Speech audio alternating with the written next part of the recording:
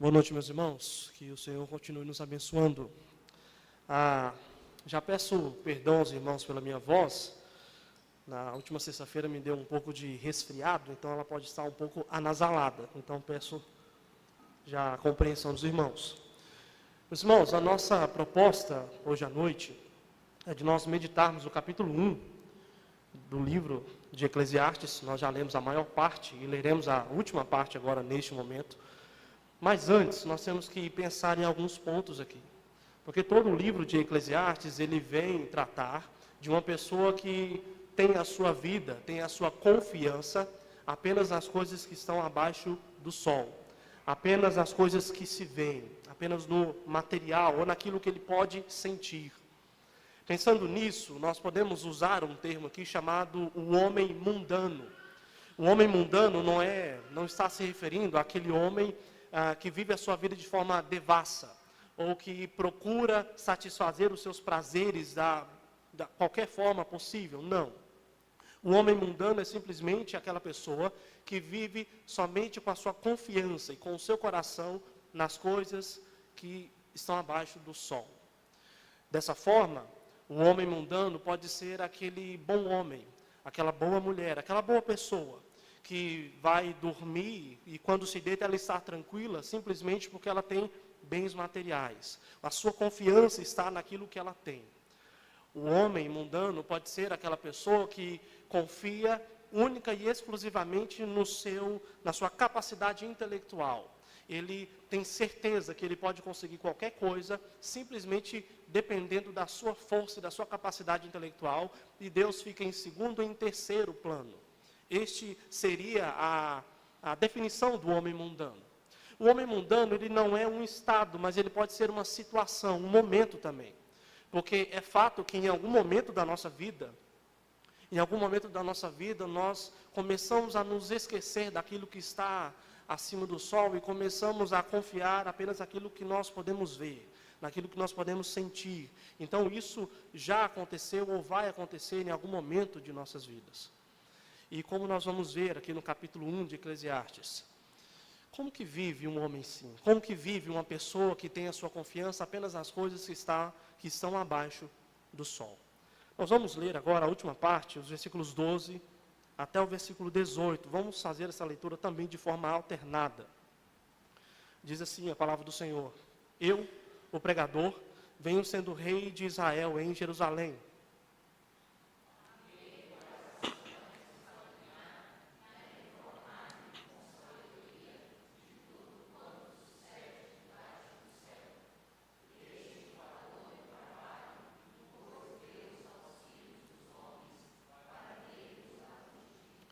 Atentei para todas as obras que se fazem debaixo do sol, e eis que tudo era vaidade e correr atrás do vento.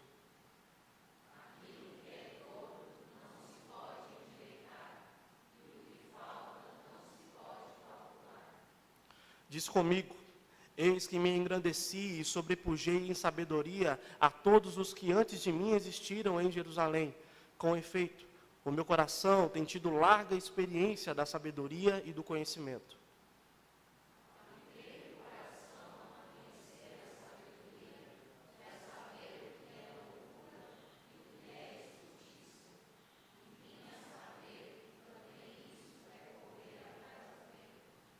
Porque na muita sabedoria há muito enfado, e quem aumenta a ciência aumenta tristeza. Até aqui. Que o Senhor nos abençoe, que o Senhor nos oriente e que, apesar das minhas limitações, todos nós, a começar de mim, nós possamos aprender um pouco mais da palavra do Senhor. Meus irmãos, era uma vez um garoto que nunca havia conhecido o mar, ele nunca havia visto o mar.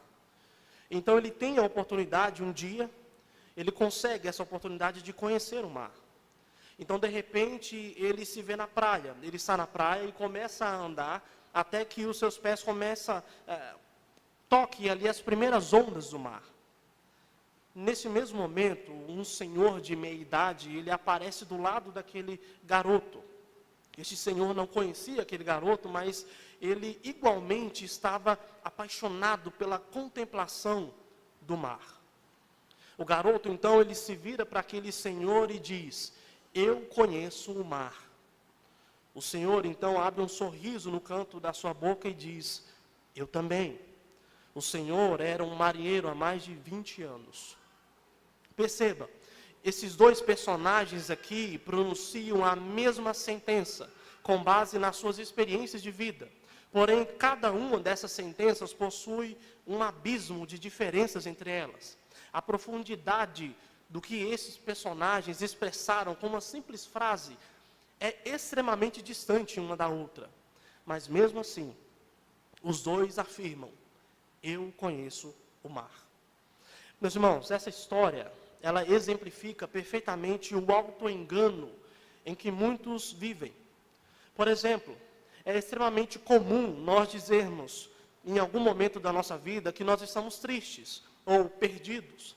Mas veja, alguém que nós podemos chamar aqui de o homem mundano, esse homem que vive apenas na perspectiva das coisas terrenas, ele também pode dizer: eu estou triste, eu estou perdido. Porém, a afirmação do crente quanto ao seu momento de infelicidade é imensamente diferente do que a afirmação dessa pessoa que pertence ao mundo.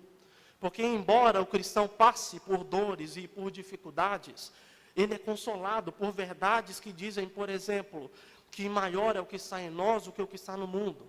Por verdades que dizem que nós somos comprados pelo sangue de Jesus e nele nós somos mais que vencedores. E embora o nosso exterior seja afligido, o nosso interior, ele se renova a cada dia. No entanto, o homem mundano, na sua tristeza, ele se vê sem algo maior para se agarrar. E ele então se pergunta onde ele pode encontrar socorro. Então, alguns se agarram, por exemplo, na fama. Outros se agarram ao dinheiro. Outros se agarram à intelectualidade desse mundo, a fim de encontrar uma resposta. Mas o pior de tudo é que o fato do homem mundano ter a sua perspectiva apenas na terra, não significa, inclusive, que ele não frequente uma igreja. Nós ficaríamos surpresos, meus irmãos, ou não, se nós soubéssemos a quantidade de irmãos que até mesmo professando a fé em Cristo Jesus, por via das vezes procuram conforto, resposta desse mundo. O homem mundano, ele também pode ser um religioso. Note, eu não tenho nem de perto os anos de ministério que os meus dois pastores têm, pastor Márcio e pastor Éder. Mas mesmo com tão pouco tempo, eu já ouvi irmãos por onde nós passamos, irmãos que mesmo sendo cristãos, proferiram: eu não vejo sentido na minha vida às vezes, eu não sei qual é o meu propósito. Afinal, como alguém que enxerga a vida assim vive? Como o seu colega de trabalho ímpio vive? Os seus amigos, até mesmo os de dentro da sua casa, como alguém que enxerga apenas na perspectiva mundana, como ele enxerga a ele mesmo? O livro de Eclesiastes vai nos mostrar então exatamente isso. Como vive alguém cujo seu coração está apenas abaixo do sol. E quem sabe, ao entendermos isso, nós possamos lembrar os outros e até mesmo avisar aqueles que não sabem sobre a existência de alguém que está acima do sol, acima de todos nós. A primeira coisa que nós temos que entender é que esse livro, o livro de Eclesiastes, ele não se trata de uma narrativa, onde se conta uma história contínua, não é? Onde se tem a apresentação de personagens, a trama, o clímax e a resolução dessa trama. Não. Ele também não é totalmente poético, embora ele tenha elementos de poesia. Inclusive, ele é contado dentro dos livros poéticos das Escrituras. A grande diferença da literatura sapiensal é geralmente que ele foca em ensinamentos para se viver uma vida feliz, para se viver uma vida sábia. E geralmente ela era escrita por pessoas mais velhas para serem decoradas pelos mais novos. Nós vemos, por exemplo, um exemplo disso na história de Daniel e seus amigos, onde é relatado logo no início que um dos motivos deles terem se destacado foi justamente por causa da sabedoria deles. Isso porque provavelmente eles haviam sido criados nessa cultura, lendo e decorando provérbios. Eclesiastes possui a mesma característica de instruir aqueles que querem viver uma vida sábia, aqueles que querem viver uma vida feliz. Antes de nós analisarmos alguns aspectos importantes aqui do livro de Eclesiastes, nós temos que estabelecer alguns pontos com relação à autoria de Eclesiastes. À primeira vista, a autoria parece muito bem clara. Afinal, o versículo 1 diz que essas são as palavras do pregador, e este pregador é filho de Davi, rei de Jerusalém. Ou seja, automaticamente nós ligamos essas informações ao rei de Salomão, que de fato era filho do rei Davi e que reinou sobre Israel. Um comentarista chamado Walter Kaiser vai defender essa linha. Inclusive outros, como Philip Ryken, vai dizer que inclusive essa é a ideia mais natural do texto. E de fato, alguns detalhes parecem corroborar com essa visão. Nós observamos que esse pregador aqui em Eclesiastes, ele andou durante um tempo aproveitando os prazeres e desafios do mundo. Muito parecido também com o próprio Salomão, que se afasta, durante um tempo, se afasta da presença do Senhor e usufrui de todo o seu poder e fama. O pregador, ele procura saber dos conhecimentos do mundo, constrói, ele planta, ele junta riquezas. Parecido também com as conquistas de Salomão, as suas construções inusitadas, como um trono feito de marfim coberto de ouro, ou como o próprio templo que ele construiu. Então, para alguns estudiosos, de fato, Salomão é o pregador aqui em Eclesiastes e o autor. Porém, existem outras teorias, inclusive, que são mais discutidas. Dentre, já nos tempos antigos, Martinho Lutero, por exemplo, vai defender a ideia de que não foi Salomão, e muito menos uma pessoa que escreveu esse livro, mas sim um grupo de pessoas que escreveu e organizou todo o conteúdo. Porém, a teoria mais defendida nos tempos atuais, segundo ali Bruce Waltke, Lysor e tantos outros, é que Eclesiastes provavelmente foi escrito por alguém posterior a Salomão, mas que era ligado de alguma forma a Salomão. Alguns vão dizer que a escrita se parece muito com um estilo pós-exílico, ou seja, depois do cativeiro babilônico, muito tempo depois do reinado de Salomão. Num livro chamado Panorama do Antigo Testamento, os autores Rio e Walton vão mencionar que o autor, além dele ter escrito posteriormente, e ao que parece foi posteriormente, ele também possui perspectivas de influência da filosofia grega, algo também posterior. Sendo assim, a maioria vai concordar que o escritor conhecia muito bem Salomão. Provavelmente era alguém ali ligado da casa de Salomão. Então ele usa o rei Salomão aqui como um recurso narrativo, um exemplo para chamar a atenção. Então perceba, o livro de Eclesiastes nós temos o autor, que é diferente do pregador, que no caso aqui seria Salomão. Um outro ponto que nós temos que notar é o nome dado ao dono dessas palavras, que no caso é o pregador. Esse nome é curioso porque ele também é o nome dado ao próprio livro. O nome pregador aqui, ele também pode ser traduzido como mestre, aquele que ensina, ou aquele que ajunta, ajuntador, convocador. O nome Eclesiastes, que está nas nossas Bíblias, é uma tradução que veio do grego, derivada da palavra eclesia, que muitos já conhecem esse termo.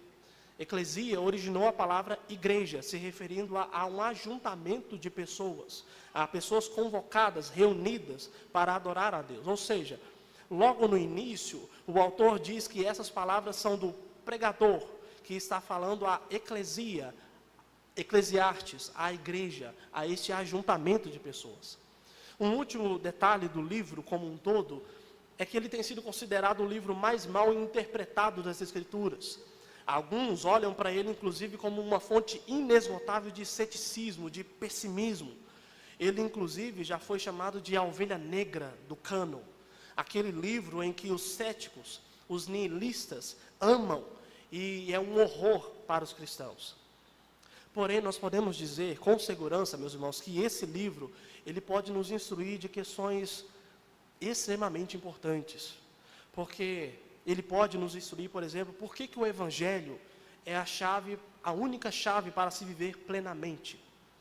O que é mais importante nas nossas vidas? Qual é a verdadeira felicidade? Esse livro é importante não simplesmente porque ele trabalha várias questões da nossa vida, ou porque como se viver acima do sol ou abaixo do sol. Não.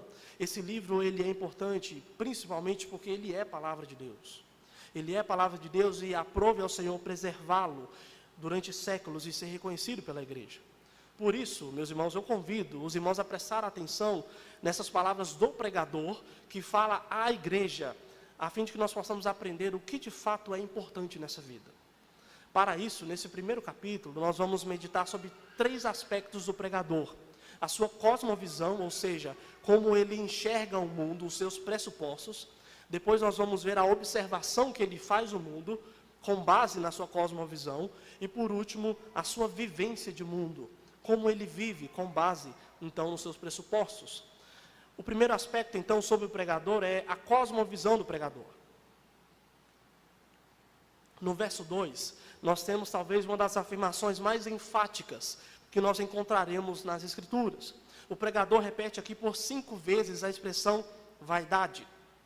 E antes mesmo de nós compreendermos o que ele quis dizer com tudo é vaidade, nós temos que prestar atenção ao simples fato dele ter repetido várias vezes a mesma palavra. E isso é importante porque demonstra uma intensidade extrema aqui. No hebraico, por exemplo, nós não temos o superlativo que nós temos no português. Na nossa língua, quando alguém é extremamente inteligente, nós dizemos, essa pessoa é inteligentíssima. No caso de uma linda obra de arte, nós dizemos que essa obra é lindíssima, né? Porque essa é uma expressão, a expressão mais alta de um superlativo, de um adjetivo, melhor dizendo. Entretanto, o hebraico não possui o grau superlativo. Como então enfatizar um termo? Como então enfatizar uma ideia? O jeito então é repetir várias vezes a mesma palavra. Por isso mesmo que os anjos louvam a Deus dizendo, santo, santo, santo é o Senhor. Ou seja, santíssimo é o Senhor. Essa é a mesma ideia expressada aqui pelo pregador. Tudo na visão dele é vaidade, vaidade, vaidade, repetida 5 vezes. Só aqui no verso 2. Não há nada que escape dessa visão do pregador. O seu pressuposto, então, é esse. Tudo é vaidade debaixo do sol. Mas o que é vaidade? E aqui eu quero propor um sinônimo, talvez substitutivo para essa palavra. Porque a palavra vaidade realmente possui essa característica de algo fútil, supérfluo. Porém, alguém poderia se perguntar, mas o que define vaidade? Se tudo é vaidade, então quer dizer que nada nesse mundo é proveitoso? Deus, porventura, criou tudo para ser supérfluo? Um outro questionamento que se poderia levantar é o termo vaidade, se ele não seria relativo, ou seja, aquilo que é vaidade para mim pode não ser vaidade para os irmãos e vice-versa. Alguns comentaristas vão dizer que a palavra vaidade aqui, ela pode ser melhor traduzida como algo muito mais absoluto, ou seja, que todos vão concordar que é efêmero, que é inútil, é passageiro. Ela, então, poderia ser traduzida literalmente como o vapor do sopro, ou a neblina, dando essa ideia de algo incipiente, passageiro. Alguém até pode dizer que o adjetivo vaidade é subjetivo. Porém, todo mundo há de concordar que o vapor que sai da nossa boca quando está frio é realmente passageiro, é incipiente. Mesmo assim, seja vaidade ou vapor ou neblina, a ideia aqui é a mesma. Tudo é aparentemente passageiro, sem importância demais para se preocupar. Tanto que diante de uma afirmação tão incisiva, tudo que é supérfluo, tanto que as coisas são supérfluas, a única coisa então a se fazer é uma pergunta que está no verso 3. Que proveito tem o homem de todo o seu trabalho? Com que se afadiga debaixo do sol? O Dr. Greg Danos vai afirmar que todo o livro de Eclesiastes está baseado nessa única palavra, proveito. Que importância, que vantagem temos em nós de nos esforçarmos, de nos cansarmos aqui nesse mundo? Afinal, que vantagem nós temos de trabalhar e conseguir coisas se no final das contas elas se acabarão? Que vantagem temos em defender uma ideia, por exemplo, se um dia essa ideia morrerá e depois aparecerá outra? Note, as palavras trabalho, a fadiga, sol, no verso 3, podem nos trazer a ideia de um trabalhador rural, ou braçal, alguém que trabalha ao ar livre. Mas o cansaço O cansaço do trabalho aqui está no sentido de se esforçar para conquistar alguma coisa, que no final das contas é passageiro.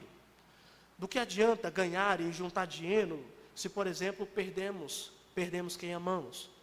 Do que adianta trabalhar e ter muitos bens e deixar a família de lado para trabalhar pensando no bem deles, se antes mesmo de usufruir desses bens, se antes mesmo de usufruir desses bens com a família, nós podemos morrer? Perceba, o pregador não está nos ensinando aqui que é inútil trabalhar. Ele está apontando para um problema muito mais profundo do que isso. A cosmovisão que ele expressa aqui é de que nada debaixo do sol é pleno ou é eterno.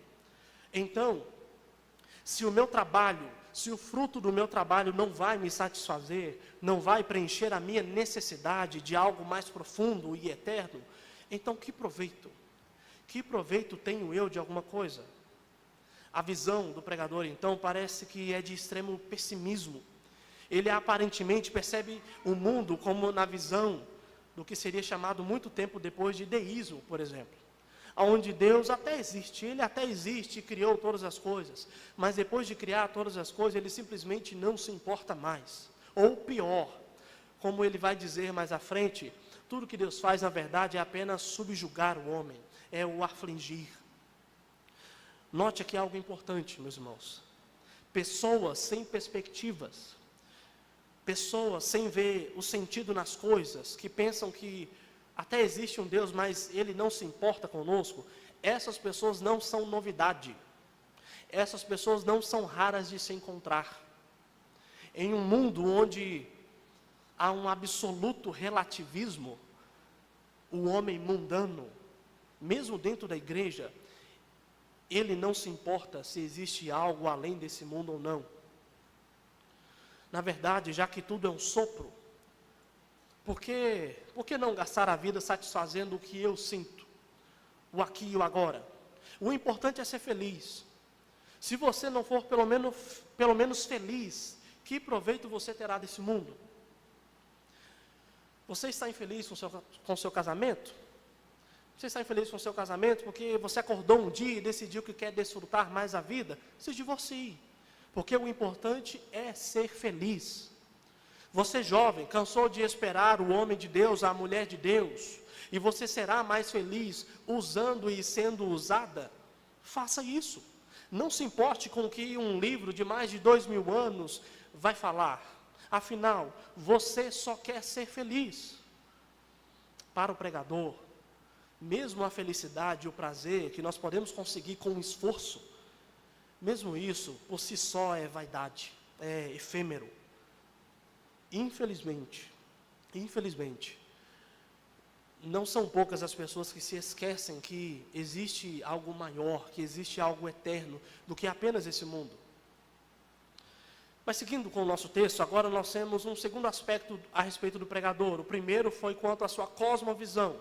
Agora, trata-se da sua observação de mundo, nos versos 4 a 11. Como que enxerga o mundo alguém que vive apenas na perspectiva do que está abaixo do sol? E aqui nós temos que relembrar a palavra-chave do livro como um todo: proveito. Para o pregador, tudo é como um vapor, porque aparentemente não há progresso, não há evolução. Ele começa justamente apontando para uma falácia da humanidade. A mentira de que nós estamos caminhando rumo ao progresso, que a humanidade está evoluindo. O verso 4 diz: geração vai, geração vem. A geração X achava que iria mudar o mundo de uma vez por todas. Mas então veio a geração Y, os milênios, e disseram que a geração X está ultrapassada. Pois bem, nós já chegamos aí na geração Z. Estamos na geração, TikTok. E adivinhe, as promessas de progresso e evolução ainda seguem sem ser cumpridas.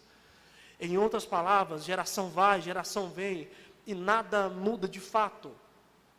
Temos os mesmos problemas, apenas com uma roupagem nova. Tanto que a palavra que foi traduzida aqui por geração pode ser também traduzida por ciclo.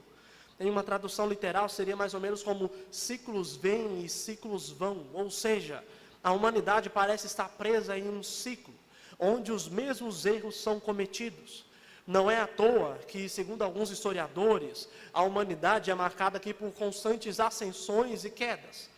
Por exemplo, e eu não tenho a pretensão aqui de ser exato, ok? Mas veja, a queda do Império Babilônico, a queda do Império Persa, a queda do Império Romano, a queda do Templo de Jerusalém, avançando um pouco na história, a queda do Muro de Berlim, a queda das Torres Gêmeas e assim por diante. O pregador, então, ele observa ciclos, aparentemente sem fim, a ascensão de uma geração e a queda dessa geração, dando lugar a uma outra geração. Para o pregador, a única coisa que permanece em relação à humanidade é a terra. É a terra. E talvez seja por isso que na tradição judaica fazia muito mais sentido ter uma rocha como testemunha diante de um juramento do que uma pessoa. Porque afinal, se a testemunha for uma pessoa, ela passa, o testemunho morre. Mas a rocha não, a terra não, ela permanece. Perceba, quando se tem um coração centrado no que está abaixo do sol, tudo, absolutamente tudo se torna vapor, inútil, porque não há progresso. Parece que a humanidade caminha sempre em círculos. Por isso mesmo, o pregador agora, ele dá exemplos dessa vida cíclica. Ele observa o mundo em dois aspectos gerais e igualmente cíclicos. A natureza é cíclica sobre a terra, nos versos 5 a 7. E o homem, além também de possuir essa característica cíclica, ele ainda possui um agravante. Ele permanece em um estado de necessidade, dos versos 8 a 11. Sobre a natureza, perceba que dos versos 5 a 7, o texto trabalha a figura do sol, do vento, do sol no versículo 5, do vento no verso 6 e dos rios no versículo 7. É curioso que, se nós pegarmos a afirmação sobre a terra, no versículo 4, nós temos aqui a somatória dos 4 elementos básicos: terra, fogo, ar e água. Inclusive, alguns séculos depois, e não necessariamente por causa de Eclesiastes, surgiram alguns pensamentos filosóficos, enfatizando que estes elementos são a base do universo, mas não é isso que o pregador está dizendo aqui. Ele não vê esses elementos como a base da criação. Na verdade, como nós já dissemos agora há pouco, ele sabe que as coisas foram criadas, porém, elas aparentemente não evoluem. O sol nasce e se põe da mesma forma que ontem. O vento vai e volta na mesma direção da primeira vez. As águas desaguam no mar e através do lençol freático e das chuvas voltam às nascentes dos rios. Ou seja, a natureza também se encontra presa em um ciclo sem progresso. Inclusive, o apóstolo Paulo, no capítulo 8 de Romanos, traz essa perspectiva de uma natureza presa, limitada, esperando o dia da restauração. Também o apóstolo Pedro vai dizer na sua carta que apenas naquele grande dia, o dia do Senhor, a criação será abrasada como um metal sendo derretido para se livrar das suas impurezas. Até lá, à primeira vista, ela está presa em um ciclo. E não seria à toa que a natureza é conhecida por exemplo, ter uma cadeia alimentar cíclica, aonde o mais poderoso dos carnívoros acaba se transformando em nutrientes para a planta mais inofensiva. Um outro aspecto passageiro, obviamente, é o homem. Porém, como eu disse agora há pouco, tem um agravante aqui. Perceba, a geração vai e outra geração vem, e não há progresso. Mas somado a isso, o homem também vive, segundo o pregador, em um estado de inexpressividade, num estado de vazio também. E está aí no verso 8. Todas as coisas são canseiras tais que ninguém pode as exprimir, ninguém pode exprimir. Os olhos não se fartam de ver, nem se enchem os ouvidos de ouvir. Perceba, o primeiro ponto do homem que tem o seu coração nas coisas debaixo do sol é que ele sente uma fadiga no seu interior. A palavra canseira aqui, ela pode ser traduzida como perturbado. Alguém, no sentido de alguém cansado mentalmente, no seu íntimo.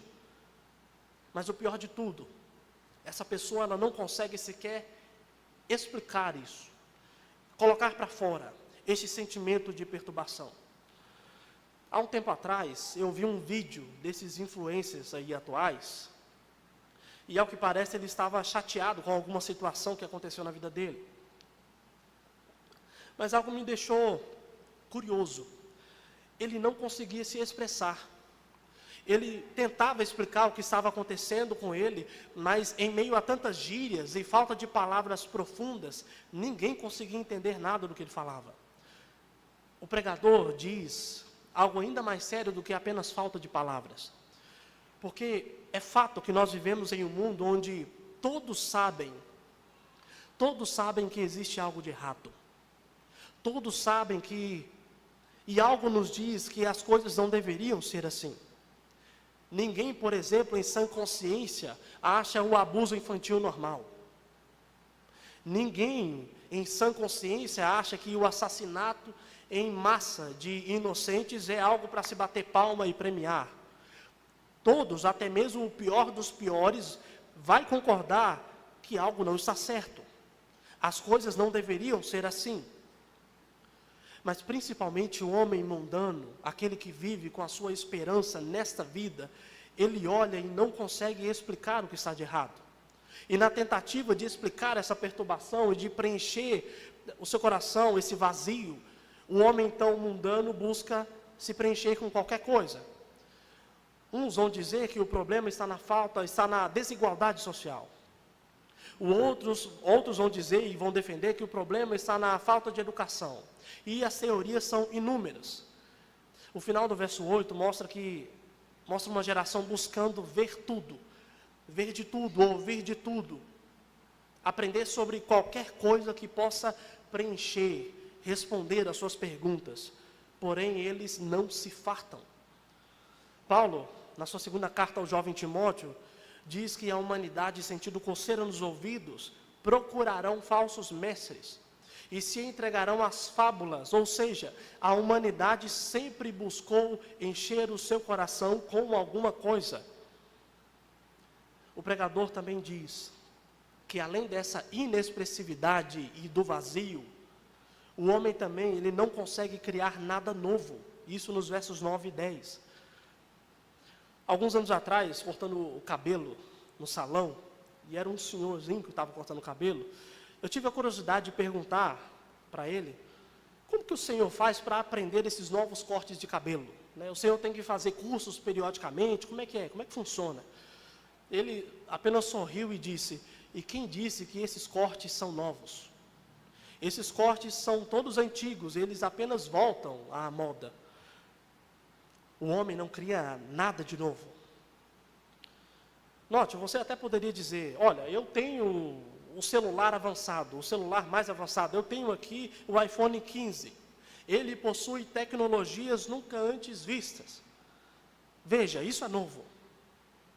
A pergunta que nós podemos fazer então, esse celular avançado irá resolver o problema de comunicação entre duas pessoas que se magoaram, que precisam se perdoar? O carro de última geração fará com que o homem corra mais rápido em direção à cruz de Cristo? Não. Então nada com relação ao coração do homem mudou.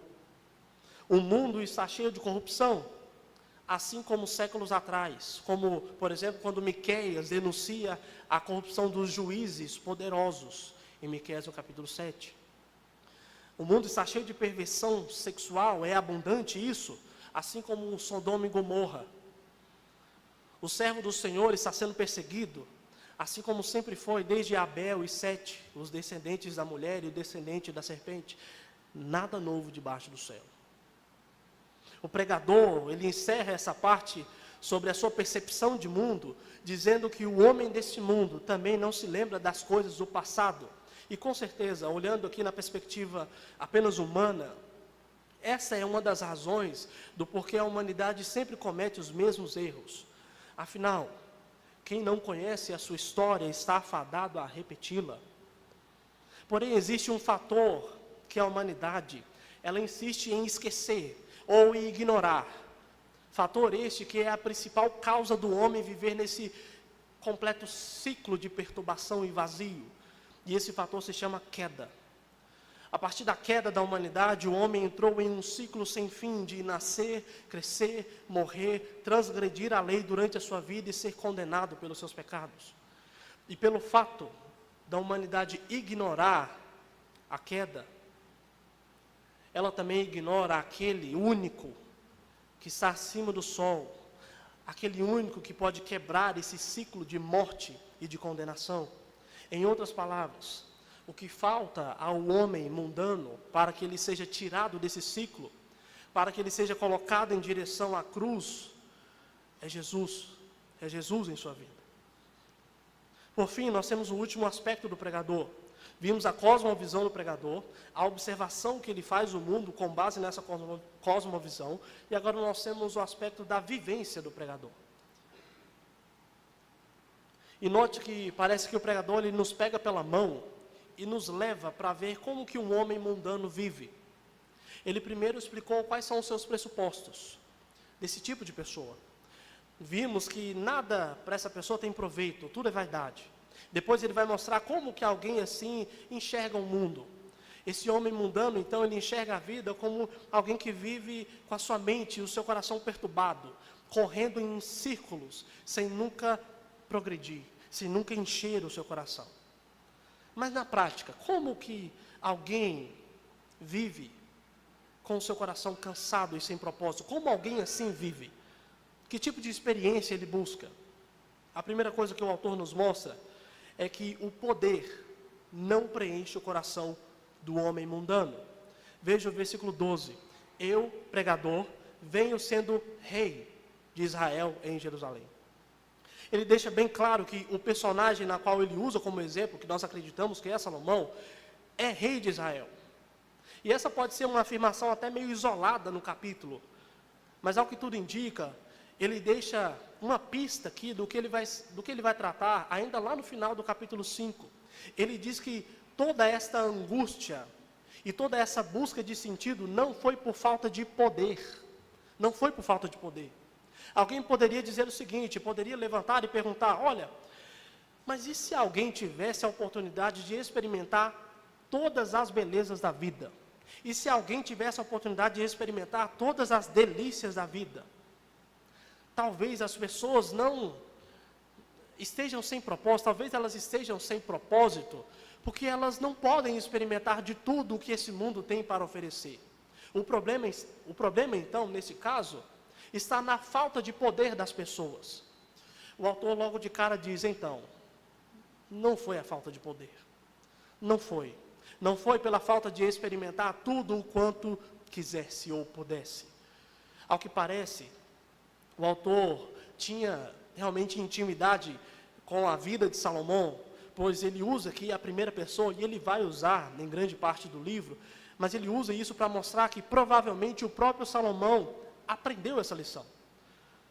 O Salomão em algum momento entendeu isso, porque na frase, venho sendo rei em Israel, o verbo está em um modo como se alguém olhasse a ação de fora, como se ele tivesse a oportunidade de ver toda a sua vida em uma maquete. Então ele aponta e diz, bem aqui eu sou rei e poderoso. Ou como se ele olhasse para trás, na verdade era como se ele olhasse para trás e visse todo o seu reinado, tudo o que ele fez, e então dissesse, não foi por falta de poder, não foi. Eu fiz tudo o que se podia fazer para achar uma resposta. O Dr. Edward Curtis, comentando essa parte, ele diz que era muito comum um rei naquela época promover a sua realeza, os seus feitos. Porém, nesse caso, nada disso importou. Nesse caso, o poder desse rei não trouxe satisfação, não trouxe nem sequer o verdadeiro sentido da vida. Mas depois de deixar isso claro, ele começa a dizer como que ele usou esse poder para procurar respostas. E a primeira busca, como diz o versículo 13, foi em busca de conhecimento ou da sabedoria. E novamente nós temos aqui um exemplo claro de que realmente não há nada novo debaixo do céu. Desde o iluminismo, o homem novamente tem entendido que a resolução de todos os problemas da humanidade será através do conhecimento intelectual, filosófico, científico. Mas veja, o autor também diz que essa busca pelo conhecimento é um trabalho cansativo, é enfadonho. E quem deu esse trabalho cansativo e enfadonho foi o próprio Deus, como diz o versículo 13. E aqui provavelmente nós temos uma referência a Gênesis 3, no capítulo 3, versos 17 a 19, onde dentre as punições que o homem recebe por causa do seu pecado, está justamente a fadiga, o cansaço. Um ponto interessante e curioso é que a palavra trabalho, ela é derivada de uma palavra em latim, tripalium. Tripalium, na verdade, era um instrumento usado para torturar pessoas. Era um instrumento de tortura. E, de fato, para algumas pessoas, o trabalho é verdadeiramente uma tortura. Alguns comentaristas vão dizer que o trabalho aqui ele possui dois aspectos. Tanto o trabalho como uma ação física, quanto intelectual. Das duas formas, para o homem mundano, esse trabalho parece ser uma tortura, uma forma de tortura, um cansaço interminável. Ou seja, o autor de Eclesiastes nos mostra que não somente Salomão, mas todos nós, todos os homens, sofrem desse mal, dessa eterna busca de um conhecimento para lhes oferecer descanso. E esse termo é importante, descanso. Nos versos seguintes, ele mostra quais foram os resultados da sua pesquisa. Ele chega a algumas conclusões. Ele diz que as ações dos homens são inúteis, no versículo 14. Que o conhecimento humano buscado por ele, não se pode sequer endireitar o homem. A palavra torto, aqui no versículo 15, também pode ser usada no sentido de falso, como alguém que não age da forma reta. Ou seja, nenhum conhecimento humano é capaz de endireitar o coração de alguém. Sobre isso, eu ouvi certa vez, de que se livro de autoajuda fosse eficaz, só existiria um. Não havia necessidade de existir outros. O texto vai concordar um pouco com isso, dizendo que não há conhecimento humano, meramente humano, capaz de mudar o mais profundo dos corações. Com o conhecimento meramente humano, é impossível transformar o lobo em ovelha. É impossível dar vida a quem está morto. Ele continua e afirma que obteve toda a sabedoria e conhecimento quanto possível. E aqui fica muito claro de que ele está falando de Salomão, né? O próprio Deus disse isso para Salomão. E isso foi registrado nas Escrituras.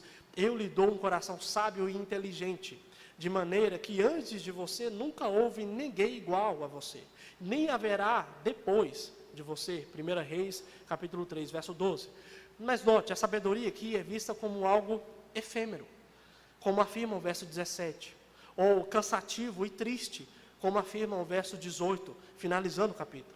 E aqui nós temos uma quebra sutil de conceitos, porque uma das premissas do povo judeu é que para ser feliz e ter uma vida boa e feliz, você deveria estudar e decorar os textos sapiensais e a lei de Moisés.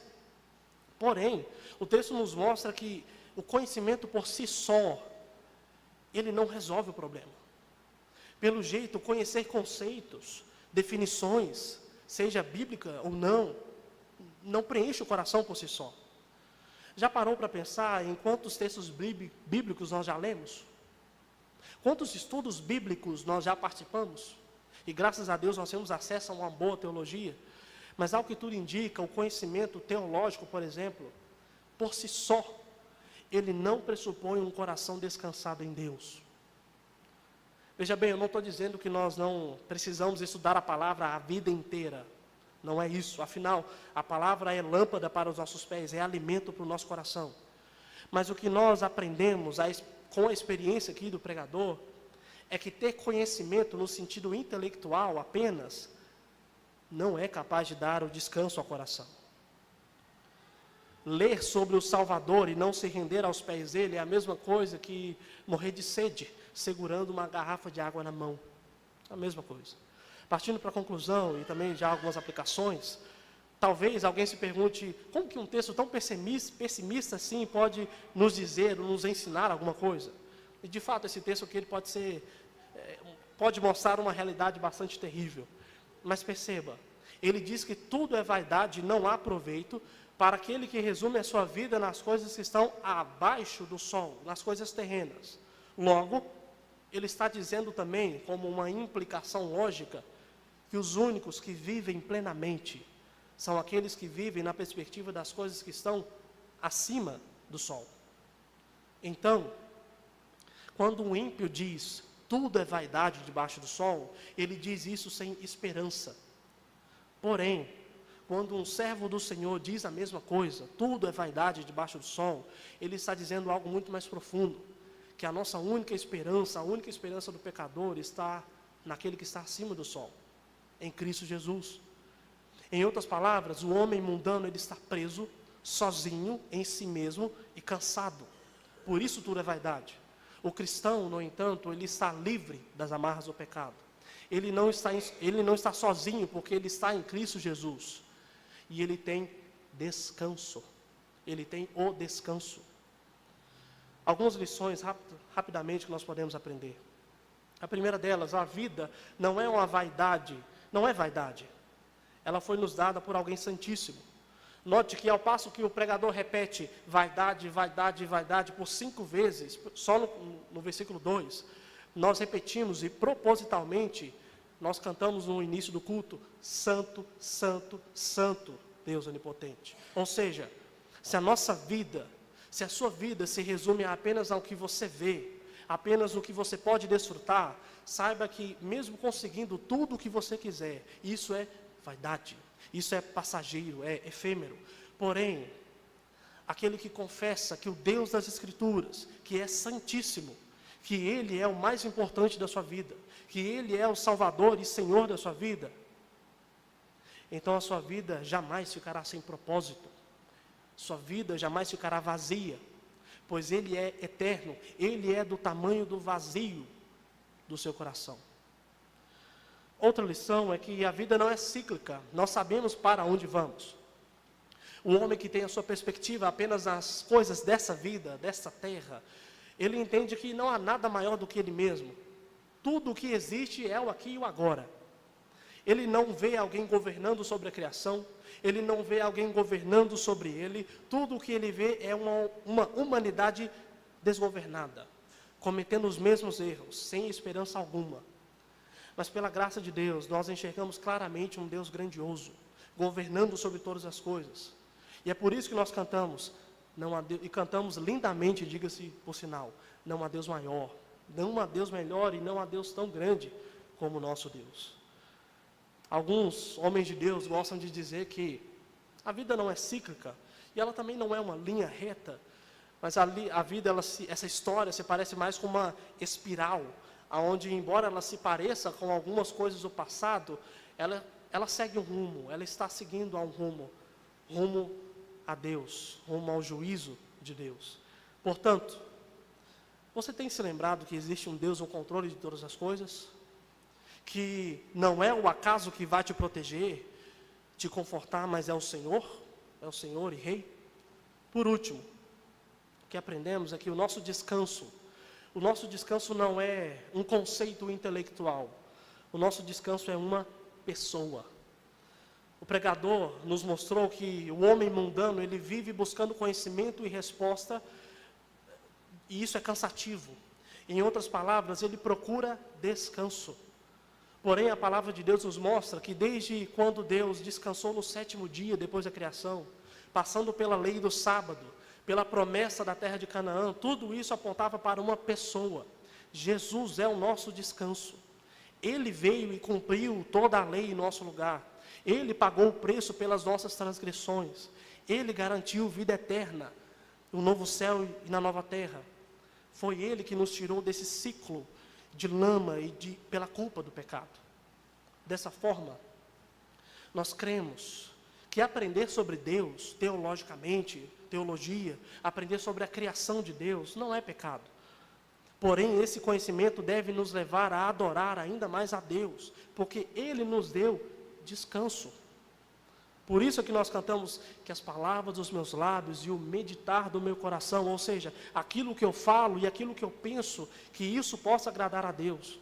Que o conhecimento que eu retiro, seja da palavra de Deus, seja em história, seja de música, seja de biologia, que tudo isso seja para glorificar a Deus. Para finalizar essa mensagem, nós ouviremos ainda o hino de número 334. Ela conta a história de alguém que até ouvia falar, ela conhecia essa tal de graça por meio de Cristo Jesus, ela tinha o conhecimento, mas somente isso. Até que um dia, reagindo ao chamado de Deus, ela entende que o castigo da lei estava sobre ela.